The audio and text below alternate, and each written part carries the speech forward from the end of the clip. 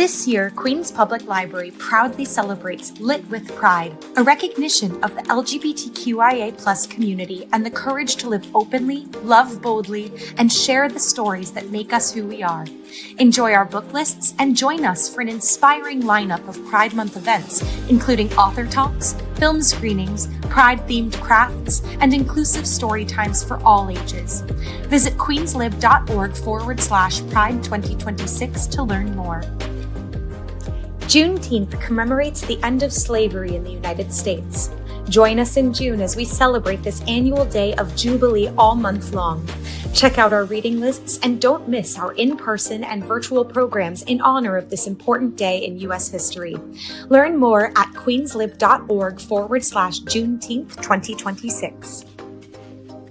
The World Cup brings together nations from every corner of the globe, and many of them have immigrant communities right here in Queens.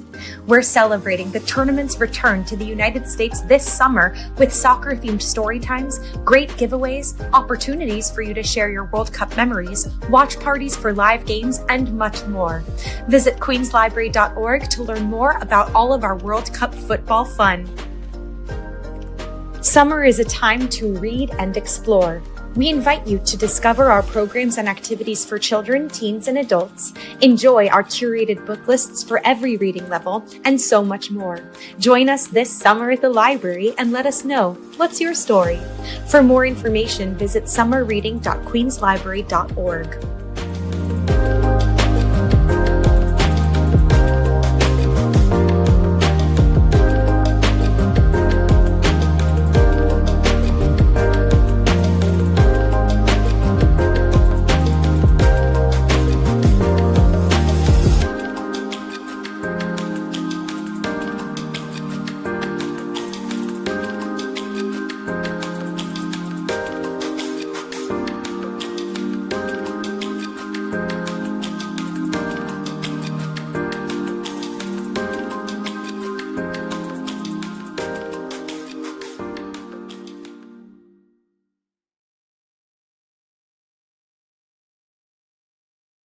Good evening. This is Alma Birch, and welcome to Culture Connection. Culture Connection, curated by Daniel Zaleski, assisted by Liz Keoghan, and now in its 14th year at the Queens Public Library, Culture Connection is proud to present international artists from emerging talent to award-winning masters. These disciplines include music, theater, author talks, and film. Now expanding into a virtual format, Culture Connection is currently reaching a global audience. Welcome to Pride Month, Culture Connection, Good Morning Moon, a snapshot of an American family. I'm excited to be moderating this conversation between best-selling author Brad Gooch and performance artist Penny Arcade. First, I have to thank the Queens Public Library's Culture Connection and Daniel Zaleski for hosting this Pride Month conversation between Brad and Penny, because it offered me the opportunity to get more familiar with their work. Both Penny and Brad's work deals with redefining the definition of family in the 21st century. Of course, we're here to discuss and celebrate Brad's new memoir, Good Morning Moon, a snapshot of an American family. Tonight, we'll talk about the memoir with Penny providing Brad with her initial thoughts on Good Morning Moon, a snapshot of an American family. And then Brad will read a selection from the book for us. Then we'll reflect on what he read. Next, we'll discuss the craft of writing a memoir and the craft of writing in general. Brad will read a little bit more from the memoir, and we will open up for the conversation for audience questions. We'll finish with some closing remarks from Brad and Penny. Now for the introductions. Penny Arcade is a renowned performance artist, actress, playwright, and poet based in New York City, known as a queen of the underground and a Warhol Factory superstar at age 19.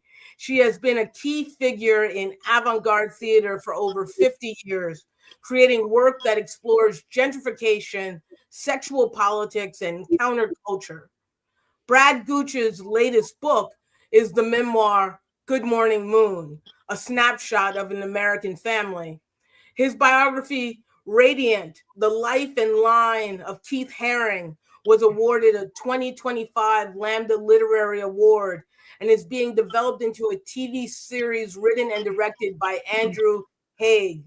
Previous books include Flannery, A Life of Flannery O'Connor, City Poet, The Life and Times of Frank O'Hara, as well as the memoir Smash Cut. He is the recipient of National Endowment for the Humanities and Guggenheim Fellowships. Penny Arcade, why don't you start the conversation with your thoughts and reflection of Brad's book? Sure. It's a great honor, actually, to have this conversation with you, Brad. I really didn't know all that much about you, which is kind of staggering to me. I guess we all swim in our own circles, but I'm just bowled over by your accomplishments in biography, not to mention memoir, but you've written so many dense biographies. Frank O'Hara, Rumi, Flannery O'Connor, and then of course Keith Haring. But these are all such different people. I mean, you really cover the waterfront. It's not like it's not like you're dealing with one kind of person. And I found that so fascinating. And while I was reading Good Morning Moon, I was also reading Smash Cut, which I told you about, which made for a real roller coaster of reading. Smash Cut being your biography on the years that you spent with Howard Brookner, who made the film, the William Burroughs documentary, the very excellent William Burroughs documentary, who sadly died very young of AIDS early on in the AIDS epidemic. So I had many different questions for you, but one of the ones that really stands out to me is how your writing as a biographer influences your memoir writing. Because usually people, I mean, you've written two memoirs and one novel that's basically based on a memoir, correct? Yeah, well, three novels, but yes, but I think they all document periods, and some of them have to do with my life and others don't. I mean, I think memoir writing is easier than biography, in the sense that biography takes like 7 years, and there's a lot of research, there's a lot of fact checking. So when you're writing about your own life, there's a stream then in that way. You sort of can fact check yourself. I think that's part of the difference. Right. I mean, I understand that.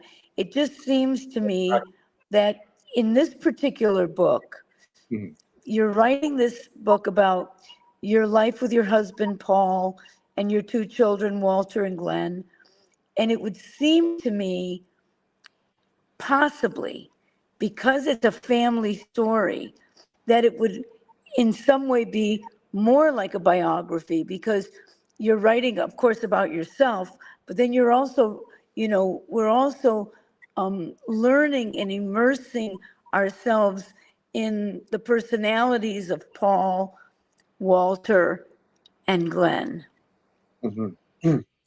Well, I mean, I think of it as the way this developed writing-wise was that I'm not like a dutiful diary keeper, but there have been like 3 times in my life where I started keeping a journal, and those were all moments when life seemed to get as intense as fiction. So, once I was modeling in the 80s in Europe, and then that became a novel called Scary Kisses. And then when in the 70s and 80s, and especially when Howard became sick, with AIDS. Yeah. Then that I was living through this novel, through the journal, and then eventually wrote it down as the memoir Smash Cut. And then I know when we began talking about having kids, and then exploring all that was involved, our feelings about it. Paul and I were in therapy for that, but there was also a lot of medicine and there was a lot of science. Then I was keeping a journal through all that. Although I had a different kind of hesitation about turning this into a book, because these are intimate readers I have here. And so I was always wondering, can you write about your kids? And then those are your kids now. What about your kids when they're 20 years older? How are they going to read this? So I had a kind of inhibition about that. A lot more questions. Well, I was thinking about that as well when I was reading Smash. I have a problem saying it. Smash Cut, Smash, right? Smash Cut. Yeah. Smash, yeah. I keep wanting to say jump cut. When I was reading that, because you're very articulate sexually in your writing. So, of course, I was, knowing that I was going to be reading your book about having children. And as I said to you before, I've been writing my own memoir, and it's very nerve-wracking because I am by nature a very, very honest person. And then suddenly when confronted with the fact that not so much with my brothers and sisters who are already sort of used to me, but with my younger nieces and nephews, not wanting to traumatize them with the looseness of my life. In the book, you say that at one point that Paul, your husband, was right about the making a family at this time in your lives, at this time in history. You also say that Walter asked you to write a book, and you made a pinky promise to write a book about the family. Why do you think you actually wrote the book? I think there were a few motives going on at once, but one of them was for myself, trying to clarify how I got there. Because I just wake up one morning and I'm married to a man, and then we have these two kids jumping around on the bed, and there's just a moment of how did I get here?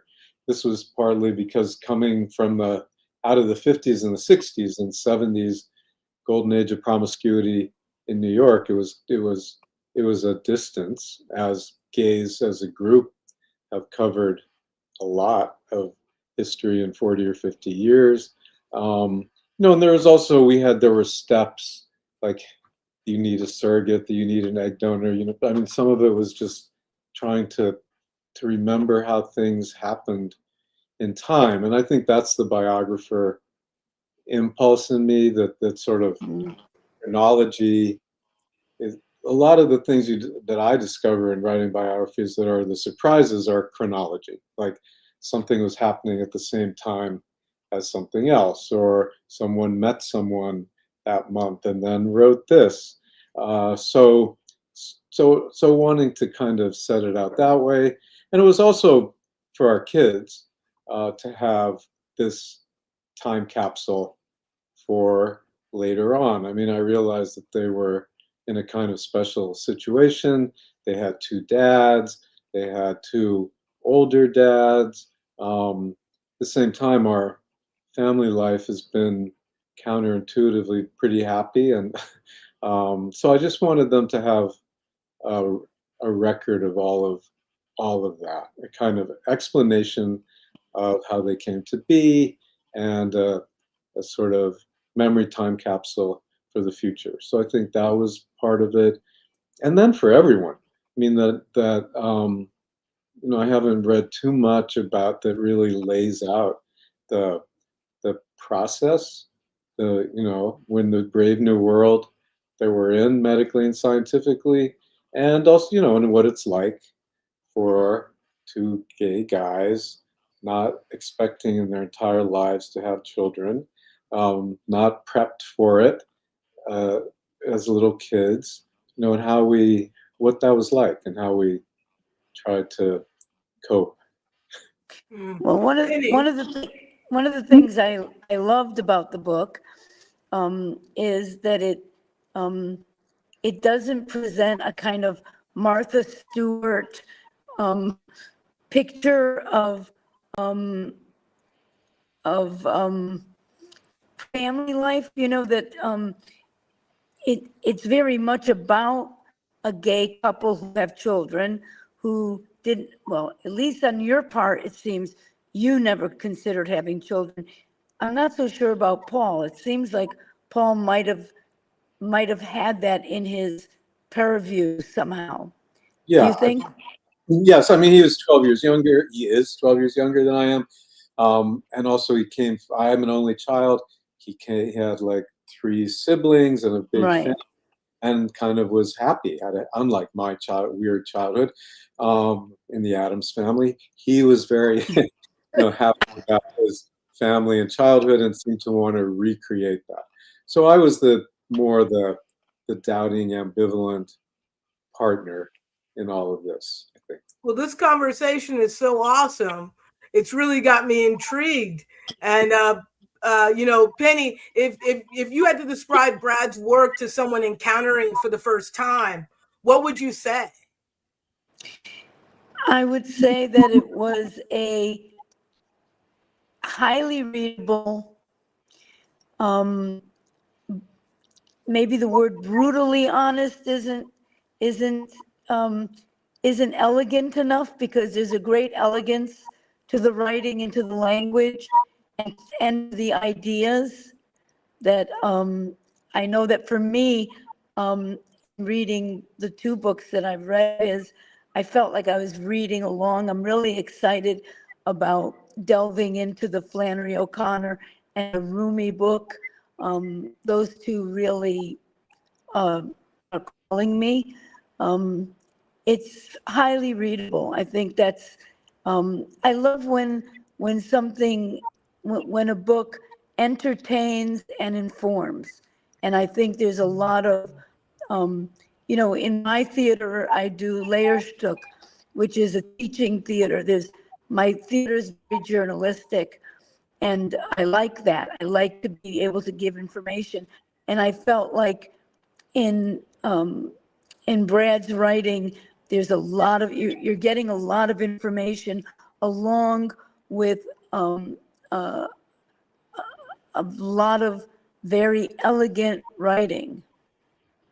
Oh. Well, Brad, I think this is a great segue into maybe you reading a little bit from the book for us. Sure. I will do that. I'll read from the beginning. I just wanted to say, when you mentioned about honesty, it came up a few times, brutal or not, and I think that I learned from all sorts of writing. I mean, especially biography. It's just that I remember when I wrote The City Poet about Frank O'Hara, that Right. Alex Katz came up to me and he said, "I could tell that you weren't pushed around by anyone," meaning, and because I just put out all the truth that I had kind of Right, that you accrued. I didn't But tell- don't you think that might be generational Mm, too? Oh yeah, well definitely with O'Hara was You're 2 years younger than me, and there was a tone that I found in your writing that was part of the honesty that really felt generational to me. Yeah, that makes sense. But to me, it felt like just putting on blinders. I kind of do when I write, and then I don't try not to get too wrapped up in the detours of how other people could see it, and that I think is carried over in all these. And so let me read something here from the prologue. Not all of it. Prologue was called Time Lapse. The last time I checked, I was a gay guy living alone on the top floor of a brownstone in Soho. I thought of myself as crusting into middle age. I was in my 40s. On weekdays, I liked to write. On weekends, I liked to drink vodka gimlets and write. I had a tireless social life, yet I was lonely. My partner Howard had died of AIDS a decade earlier. When I woke up scared in the middle of the night, I was thrown back into those harrowing years, those dark waves that just kept coming. I was afraid I was going to die too, even though I was labeled a survivor. Yet I quickly regained my equilibrium each day and imagined that my melancholy was romantic, appealing, and warm. The next time I checked, I was married to a man, Paul, and we lived in a pre-war yellow brick co-op in Chelsea that looked across to the Chelsea Hotel, where I had lived with Howard during those years that still have no worthy adjective, when history speeded up and then crashed. I was 60. I wasn't having as many sleepless nights. Mollifying me to sleep now was Paul, with his long, warm, sweaty body and melodic biorhythms. I was getting older, yet I no longer woke up in the night, panicked to death or by death's shadow. Though when it came to writing, I still found my voice, as the Persian poet Attar did his, by keeping my inner ear tuned mostly to the voice of pain. And then the strangest thing happened, a tale too amazing not to be told. Paul and I had 2 children. The first, Walter, born the day after Valentine's Day in 2015, and the second, Glenn, born during the autumn equinox in 2018. Rare are those moments when you suddenly become aware that you are alive and that whatever experience you are having is truly happening. Often as not, these quick lightning strikes take place at ordinary rather than dramatic times. Once I was lying on my ragtag bed in my graduate school apartment up near Columbia. Once I was walking down a brick alley in Soho in early summer, and a car drove by, windows rolled down, blasting Blondie's rapturous rapture. The most recent of these moments, I was in bed first thing in the morning, with Glenn propped on my leg, a bottle inserted in his mouth, held by me with too firm a grip, while Walter gamboled, the only word for it, up, around, and through my legs, and Paul stretched way out across the bed in his black briefs, feet silhouetted against the window light. The question mark in the thought bubble over my head was asking, how did I ever get here? The unlikeliness of that moment of recognition or non-recognition was doubled by being gay. I spent decades of my life not even imagining such a sweet scene. I grew up in the 50s and 60s when I didn't yet know the term for the instinctive prodding that I was feeling to secretly rub up and down on my mattress while thinking of a blonde Jewish basketball player in my class. Had it been written, I would have been as obsessed with Philip Roth's American Pastoral and its blonde Jewish athlete hero as I was with Portnoy's Complaint, which did appear toward the end of my puberty. In college, the limit of radical liberation for me was a sit-in at the dean's office at Columbia College demanding sticks of furniture for our funky basement gay lounge, the first such safe space in the country. My political sense was not powerful enough to envision gays openly serving in the military, and certainly not gay marriage, which I had never once considered. I mostly just wanted to go to gay dances. This unlikeliness, the strangeness, is magnified by age. I'm a little old for this. Yesterday I went to a new doctor and he said, "You're a young guy in great health with a long life expectancy." I liked the upbeat chirp of that diagnosis, but even I don't think of myself as a young guy when I look down on me from above, though at other times I often do feel adolescent. At some adult moments, I even imagine that these kids of mine are my buddies, as if we're simply on the same team. I edit that folly when I can. I'm not as old as Abraham's wife, though I share her exclamation at being on the receiving end of some biological miracle. As the rubric goes, we are all dealt a deck by destiny's unswayed hand.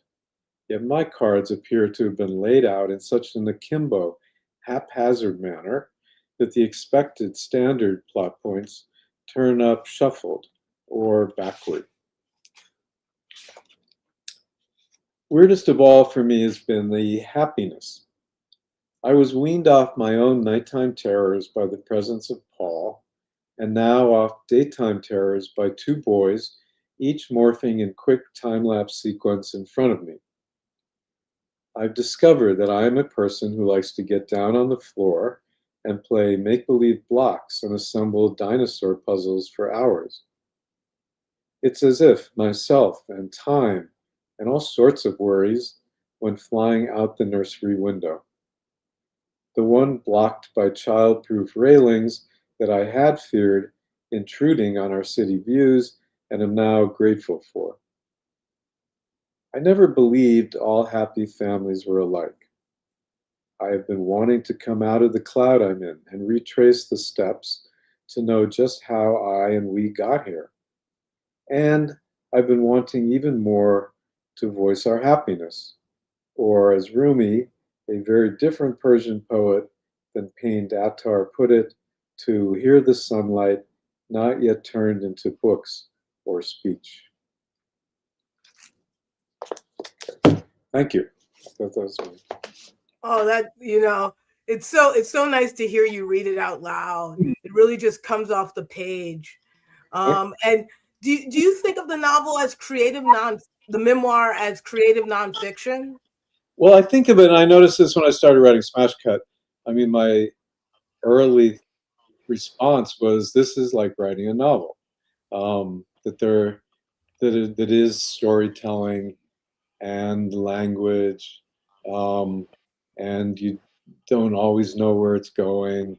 It has that feeling, and I think just where we're at as a culture right now. I mean, there's a lot more memoir writing than novel writing, it seems. I mean, it has become the genre that occupies some of that space that the great American novel used to occupy.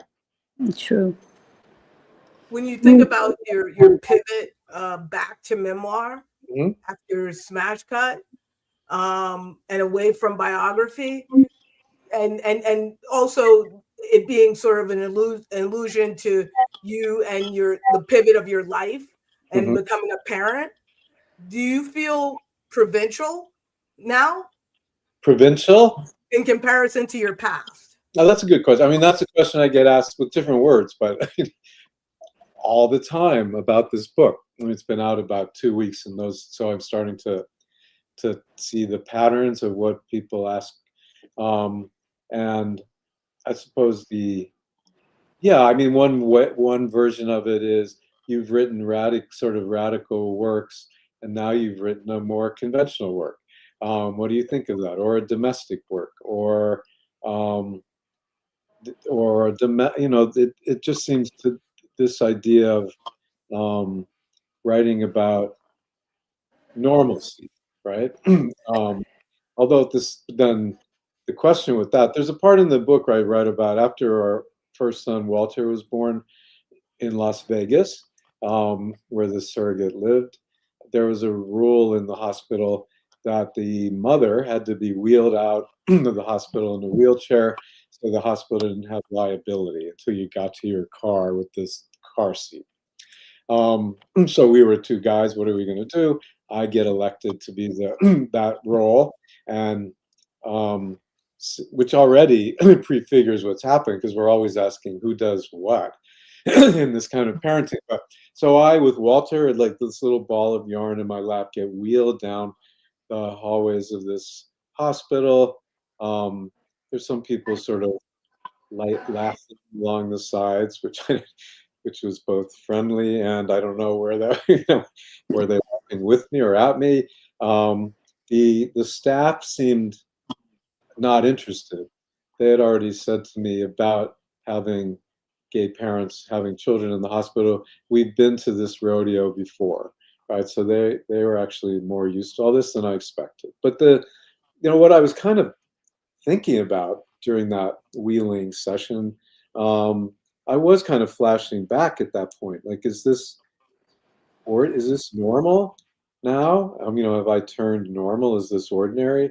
Or is this the most radical thing possible, right? We haven't had, this is something new, a new development in human history in a way, in order to have gay marriage and gay families in this way, and also and the science of it, to be able to have these kinds of transfers and surrogacy.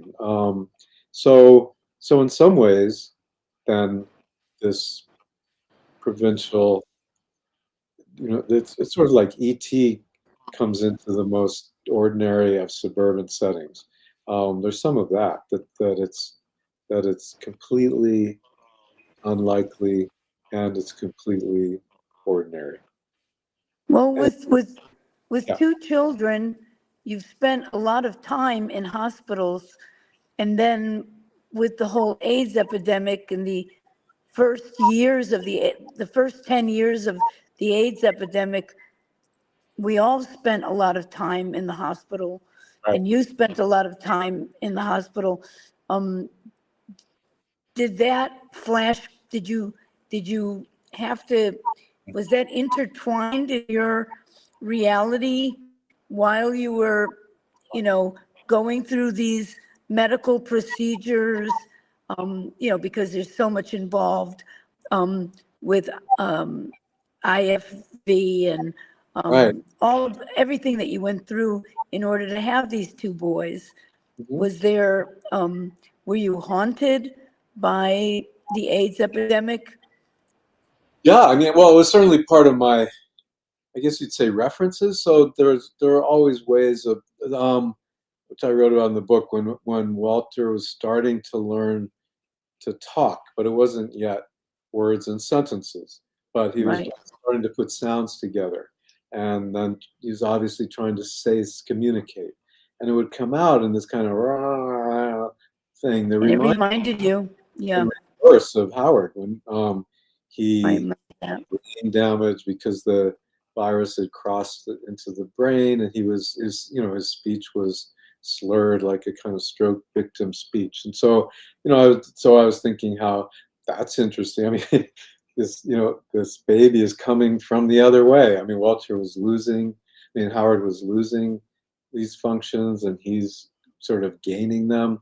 So a lot of the references were unusual, just I think, for parenting, just because we were coming from different background experiences.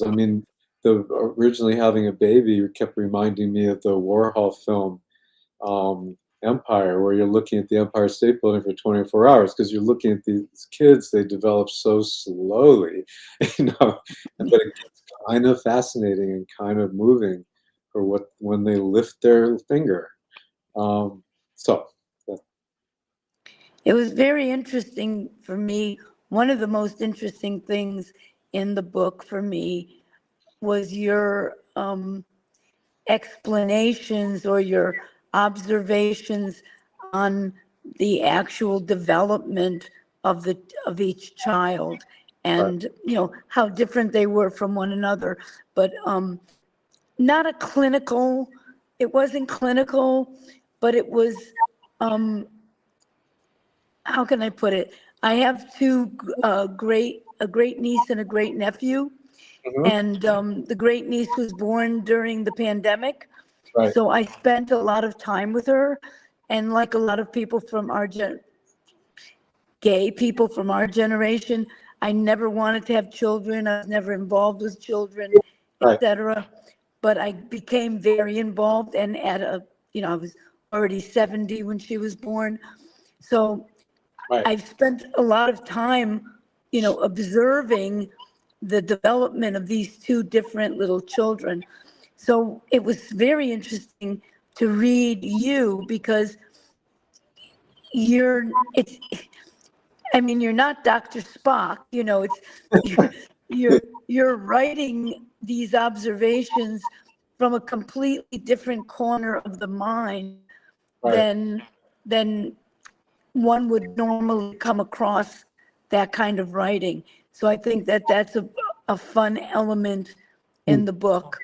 Mhm. Also, Three. And I was wondering, has your voice changed over time? The writing voice we're talking about, or Yes. speaking? Well, I think it did. I'm not always so aware of that, but certainly my agent commented on. There was like this book is different, and sort of that it's obviously me, but that I kind of needed to develop. I developed some, expanded in different ways or tried out different, had different quivers in my sack to try to talk about different kinds of experiences that I hadn't had before. I think that was part of it. And what's it, yeah. well, it's interesting too, because if I can say this without it being offensive, if people get offended, I mean, you're really coming from we were called the me generation, Right. right? So you were coming from a world where you lived exactly as you wanted and could be very selfish about what you wanted, without harming anybody else. And then now you've come into this parenting role. And as far as I can see, self-sacrifice is a real element in parenting. Well, certainly, yeah, you have to learn patience. That's a kind of self-sacrifice. I've never been patient before. So yeah, absolutely. I mean, in the whole thing of also, I was an only child. Right. So I don't like to share anything. What I mean? I like this to be my glass of seltzer water, and these kids just come in and take it, and then you realize, and you can't say that's mine, not yours. It seems, bad etiquette to start with. I mean, so I think yes. I don't know. I mean, I certainly found myself, being confronted with elements like that with my little niece, great niece, where I went to a birthday party, and I came in from New York. They live in Connecticut, and she was about 2.5, and she ignored me because there were all all her cousins were there, Right. and I got ignored, and Right. it really, really, I was shocked. And then finally, after like 2 hours, she came to me fully present, Yes. and I said, "You're dead to me, dead to me." And I was only half kidding, Right. because I don't have that in me to not, I think I'm the same age as she is, Mhm. It's funny that you bring up age, because I've been really thinking a lot about the Gertrude Stein quote at the beginning of the novel. That's one of my favorite ones. You're always the same age inside. Right.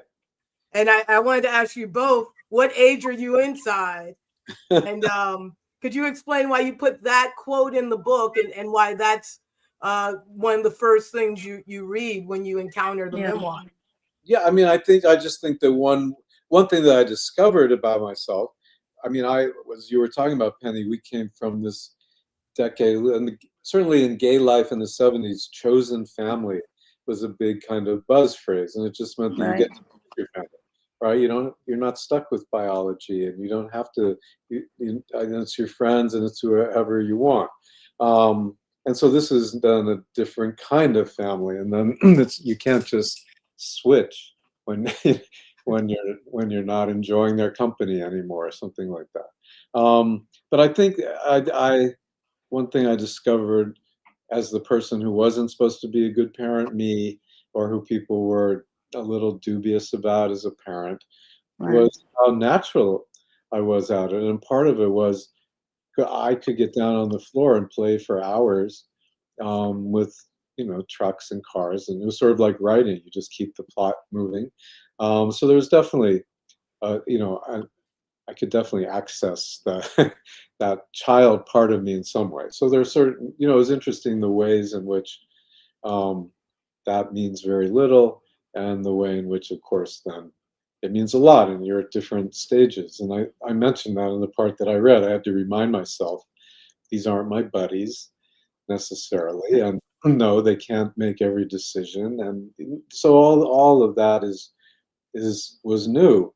New also was and interesting. I mean, is that we didn't have roles, like we weren't given these kind of daddy mommy roles, Right. and we had to.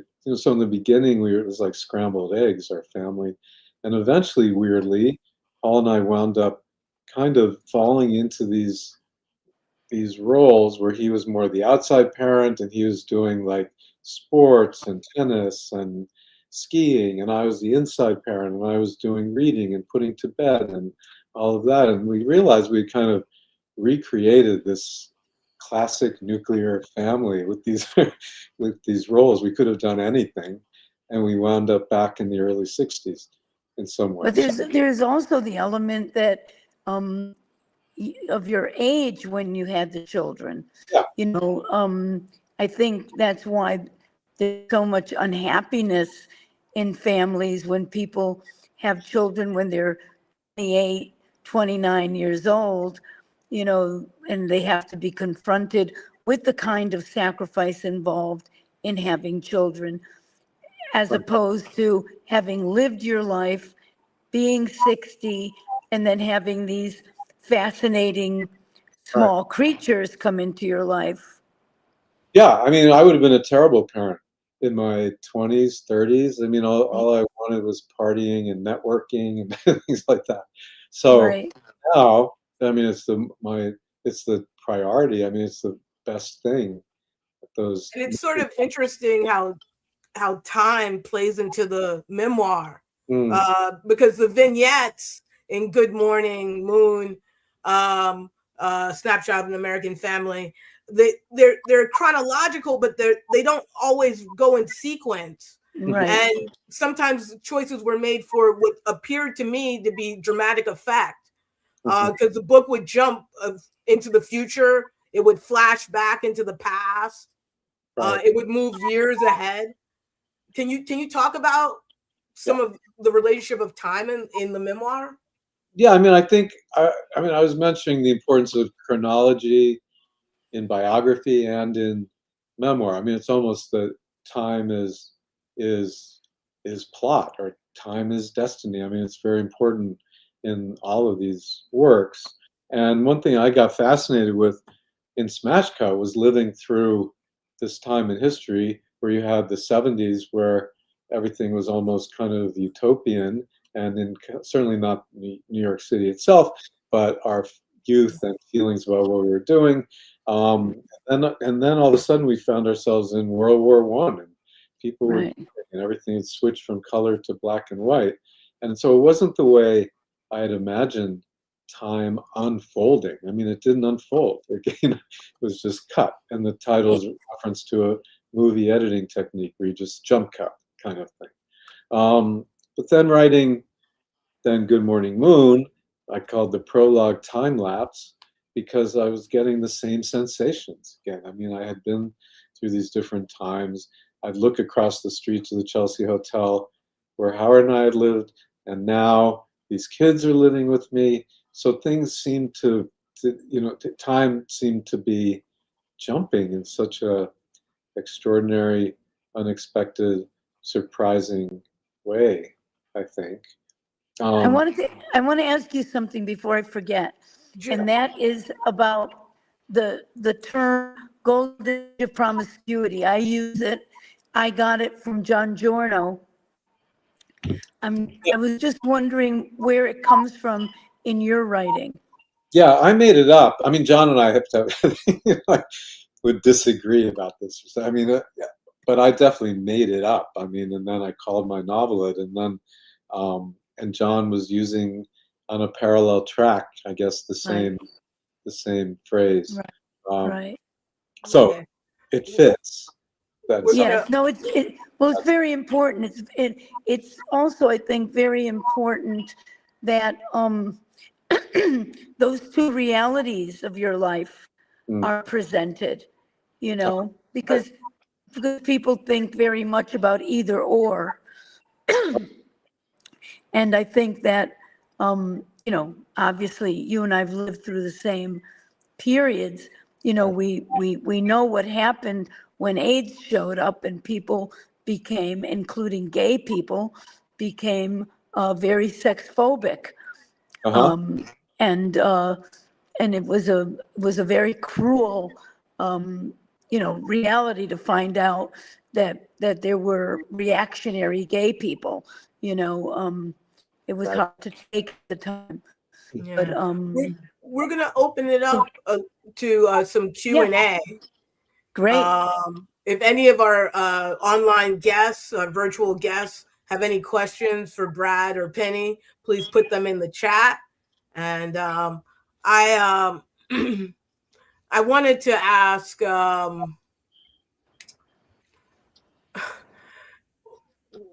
Brad, Mhm. what writing practices are invisible to others but important to your creation process? And how did COVID-19 change your writing practice? Let me think here.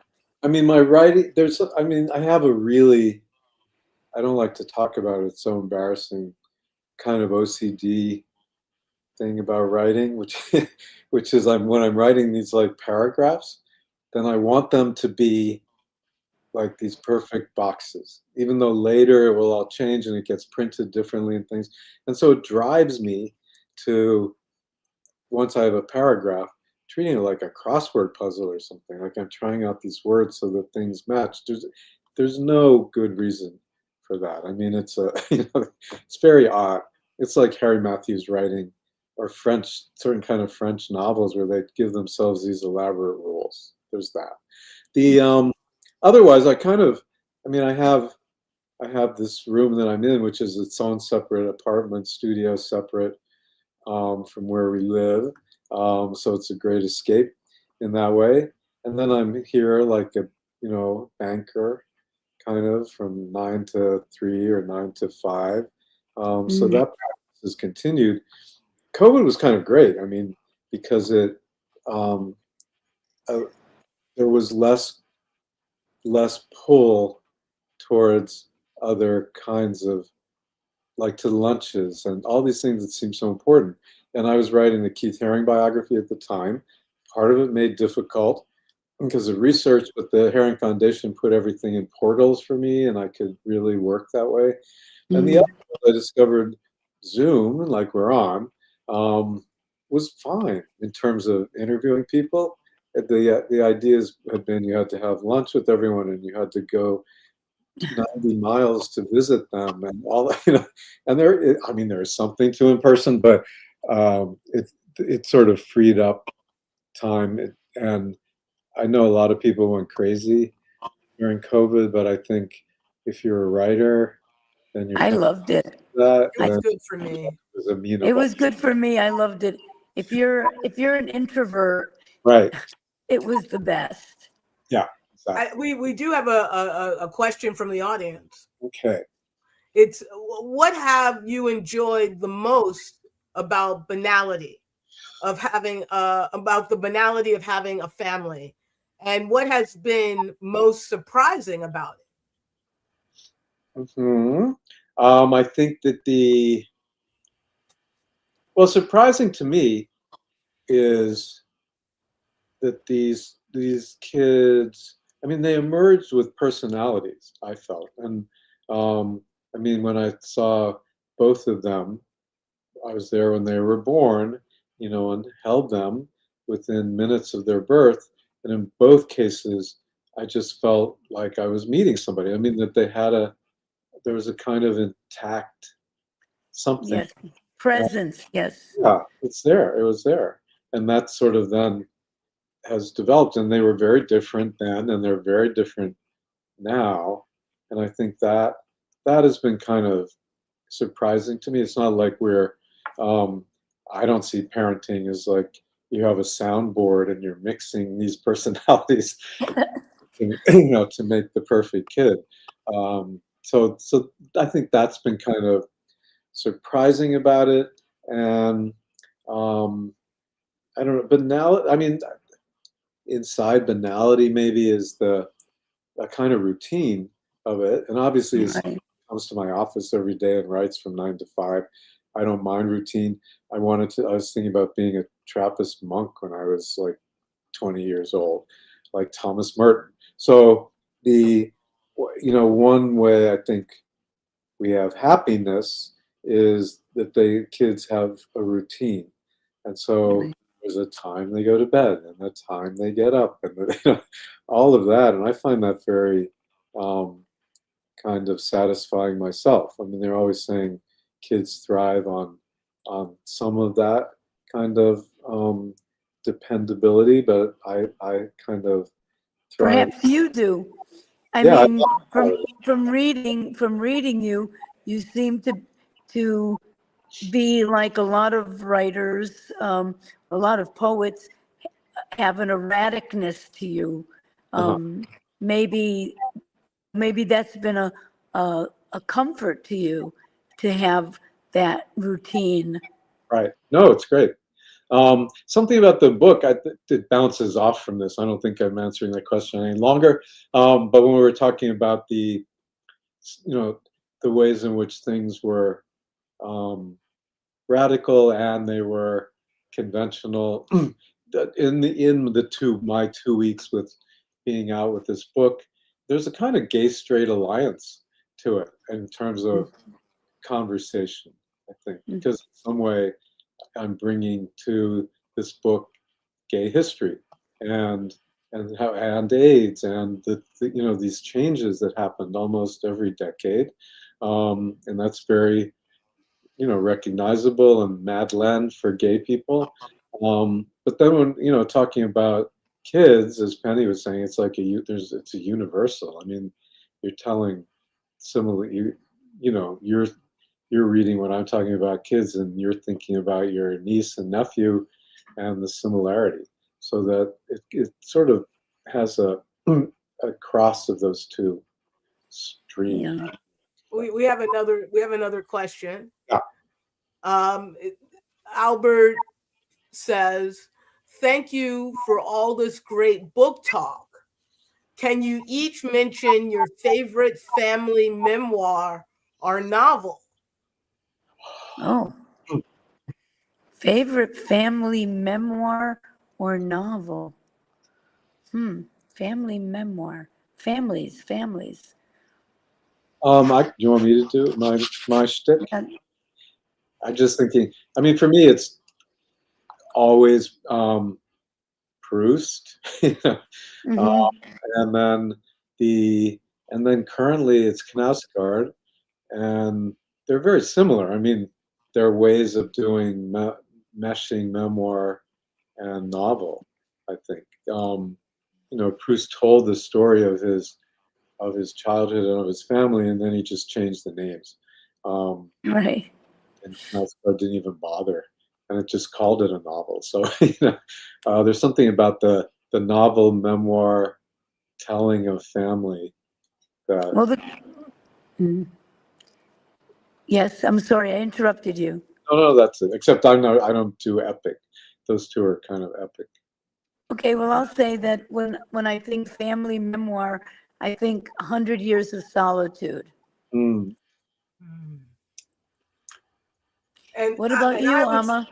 I was thinking, I was actually thinking about Chekhov, and I was thinking about The Cherry Orchard.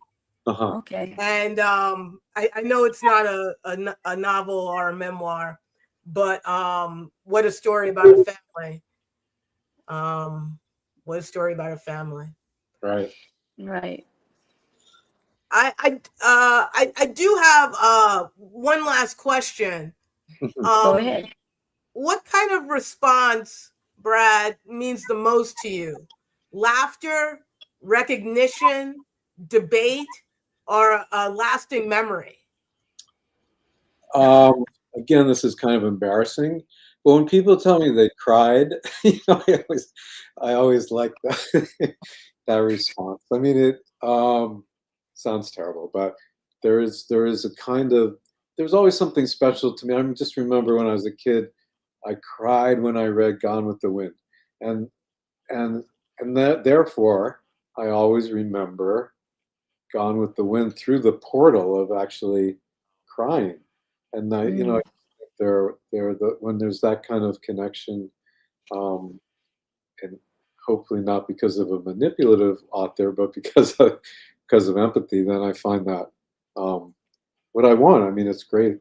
It's great. I don't know if it's because I read Smash Cut first, Mhm. and it's such a harrowing read in a lot of ways, because I lived through it and took care of very close friends who died.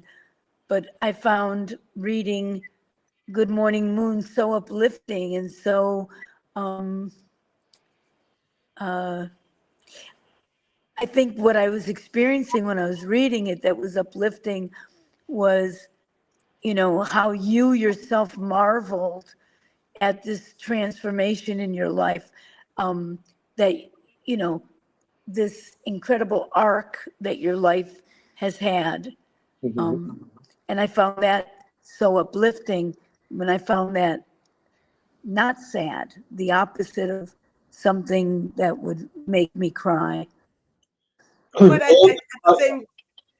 the same time, I think part of the conflict in the book is between life and death, and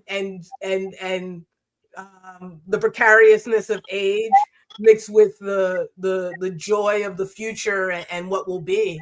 Mhm. But also it's about Consider- it's about the magic of life, that everything is possible, something that you could never have imagined in 80 million years came to pass. And I think because it came to pass for you, it came to pass for everybody, or could come to pass for anybody. And And I also, think oh, sorry. that was what was uplifting. Uh-huh. Just writing about happiness again, is that corny or is that transgressive in some way? I mean, are you allowed to write about happiness? And I had the Frank O'Hara epigraph, "Happiness, the least and best of human attainments." So writing about that was a stretch for me. Yeah, yeah, yeah. But yeah, happiness is, it's also, I say, a decision you make. You know, you make a decision to be happy. Or Well, this has been quite a wonderful talk. Thank you oh, so much, Brad, for being with us. no, thank you for joining in and asking me these questions and talking to you. It was really a great experience for me. Yeah, this was really, really wonderful. Thank you to the virtual audience, and thank you, Brad and Penny, and the Queens Public Library, and to everyone who joined us for Culture Connection. I wish you a great night. Night. Good night. Thank you. Good Good night. night.